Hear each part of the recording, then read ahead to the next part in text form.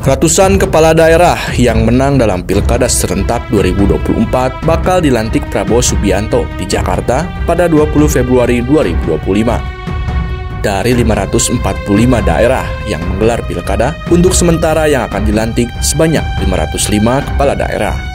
Adapun sisanya menunggu keputusan Mahkamah Konstitusi yang masih menggelar sidang sengketa pilkada. Namun, mereka yang sudah dilantik itu tidak bisa langsung tancap gas tunaikan janji-janji, tapi harus camping dulu.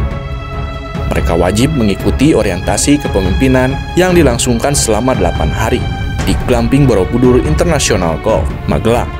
Titah itu dituangkan dalam Surat Edaran Menteri Dalam Negeri bernomor 200.5/628/SJ. Kegiatan yang akan digelar mulai 21 Februari sampai 28 Februari 2025 itu bukan sembarang camping, tapi camping glamor atau glamour camping alias glamping.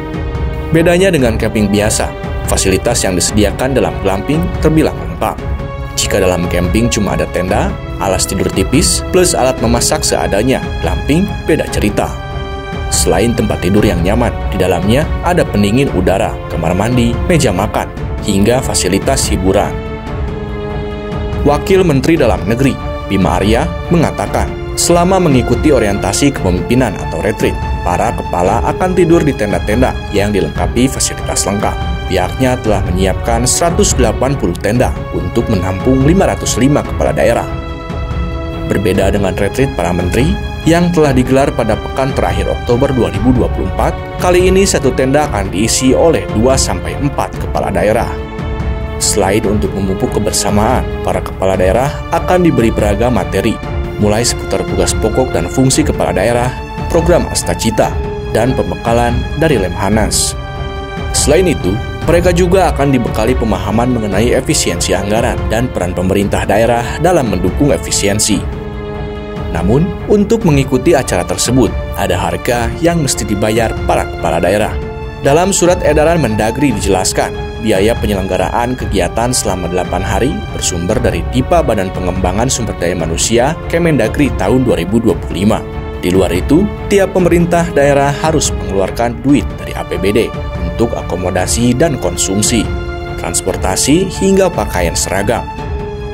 Terkait biaya akomodasi dan konsumsi, uangnya harus disetorkan kepada PT Limbah Tidar Indonesia dengan nominal sebesar Rp2.750.000 per orang. Untuk mengikuti acara yang digelar selama 8 hari itu, akumulasi uang APBD terkuras hingga Rp11,1 miliar.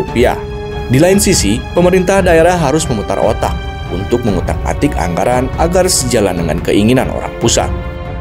Setelah Prabowo Subianto menerbitkan instruksi Presiden nomor 1 tahun 2025, Menteri Keuangan Sri Mulyani meresponnya dengan membuat surat edaran bernomor S-37-MK.02/2025. Dalam surat edaran tersebut dirinci 16 item belanja yang harus dipotong, mulai alat tulis kantor, kegiatan seremonial, rapat atau seminar, percetakan dan souvenir, sewa gedung, hingga perjalanan dinas. Prabowo mematok efisiensi anggaran hingga Rp306 triliun lebih yang diserap dari anggaran belanja kementerian atau lembaga sebesar Rp256 triliun dan Rp50 triliun dari dana transfer ke daerah. Imbasnya, ada banyak rencana pembangunan yang sudah disusun pemerintah daerah batal dijalankan lantaran duitnya disumbat pusat. Selain itu, pelayanan publik pun bisa terganggu, serta belanja daerah dan daya beli masyarakat akan menurun, hingga melahirkan pengangguran-pengangguran baru korban pemutusan kerja alias PHK. Namun, setelah surat edaran itu bocor dan membuat geram publik, pemerintah sontak meralatnya. Wakil Menteri Dalam Negeri, Bima Arya, mengatakan, kegiatan tersebut bakal dibiayai penuh oleh APBN dan akan mengembalikan uang kepada daerah yang sudah mentransfer ke rekening PT Limbah Tidar Indonesia.